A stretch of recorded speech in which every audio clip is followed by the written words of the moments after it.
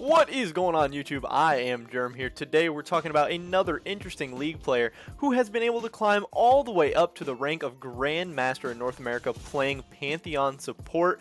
I think this pick actually is a lot better than most people think, and again, this guy has used this pick to climb all the way to very high elo, all the way up to Grandmaster. He's sitting at like 250 LP right now, so that's crazy, and if he can make this pick work in that high of an elo, I think it's definitely a pick that we can make work in our games as well, and hopefully gain some LP of our own. Before we get into this one real quick, I just want to mention, if you guys are not already subscribed, definitely click that subscribe button really quick. It helps me out a ton, and it helps you guys stay up to date on all my latest videos, so it works out for both of us. Also, I got a link in the description below for Robinhood, which you guys can check out, and just by signing up without even putting any money on, you can receive a free stock today. So if that sounds interesting, definitely check that out. But here we go, getting right into this one, which again is going to be a breakdown, builds, runes, all that good stuff, and guides and gameplay for Pantheon support. So starting out with the Rune Page, in this game, Mr. Unchained is his name. I'm not sure if I already said that or not. He is actually going Aftershock Pantheon. This is going to be Aftershock into Demolish, Bone Plating, Overgrowth, with Domination secondary going to be Taste of Blood and Relentless Hunter.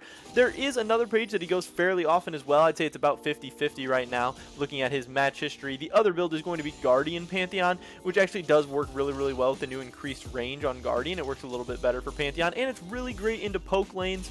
That and range supports as well. I can see he went this into something like a Lulu. I could see going it against like Ashe, Caitlyn, stuff like that. That is Guardian, Demolish, Conditioning, Unflinching, and then Precision secondary with Triumph and Legend Tenacity. So depending on the matchup, those are going to be the two rune pages he goes. Aftershock's obviously going to be better for all-inning people staying alive, and then getting all-in by people, like in this game with Rakan jumping on top of them. He can just press W on top of Rakan. He can stay safe. He can stay alive. The skill order, I think, is also going to be pretty important. He's starting out with the point in W, then Q, then E, then maxing Q, maxing W, and finally maxing E last. Just having a point in E is going to be most important, just so you can block damage and just set up plays like that. But it's not going to be as important to get points into it. As far as the build on Pantheon support is very flexible. There is a lot of different items and stuff that you can go, but I would say most often his build is going to be ninja tabbies.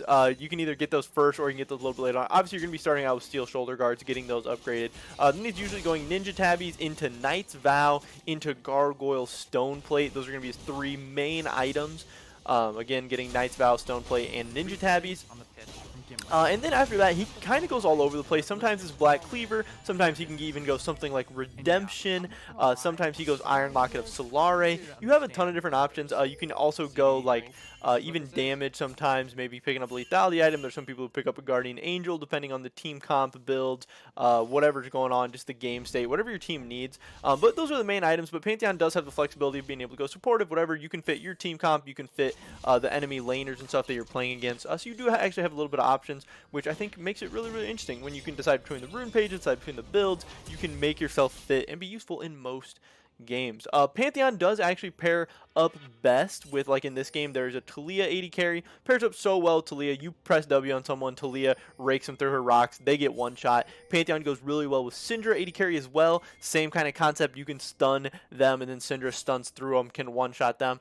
But Pantheon honestly is getting better with the more traditional 80 carries as well. The click on CC, there's not very much click on CC in League of Legends anymore, but having it on Pantheon, it's very strong. It's very OP. It's going to be good throughout the whole game.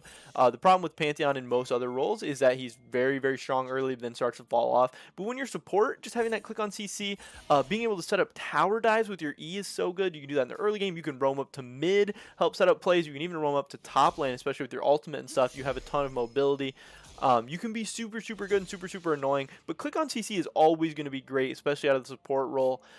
Yeah, you're strong early game. You can be dominant in lane. You have the ability to solo kill people. But you also have the ability to roam around, mess with the other jungler, mess with the other mid laner, help set up plays all around the map. That's why you can be such a good support. You still have all the strength of an early game Pantheon being very strong, but you're not so worried about you falling off in terms of damage or anything later on in the game, because again, you are a support, so your team should have other damage threats to make up for you. So I think that is what makes this pick pretty interesting.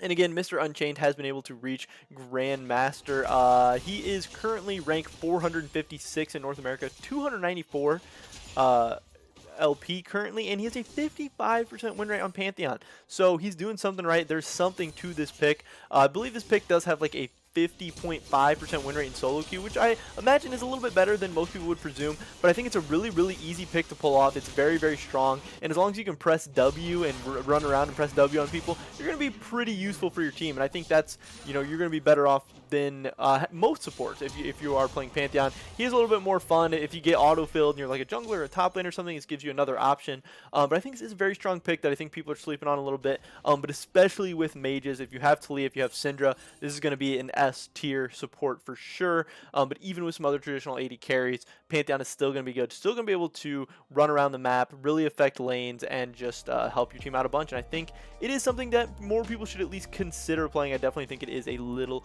bit underrated, but I thought this guy was super interesting. I thought it's crazy that he's been able to reach such a high rank with such an off-meta pick, and yeah, so I thought it was interesting enough to make this video. Hopefully you guys enjoyed it. Definitely drop a like if you did. Leave a comment down below. What do you think about Pantheon support? And if you guys try it out, let me know how that goes. Subscribe so down on the latest content. Hopefully I catch you guys in the next one, but until then, peace.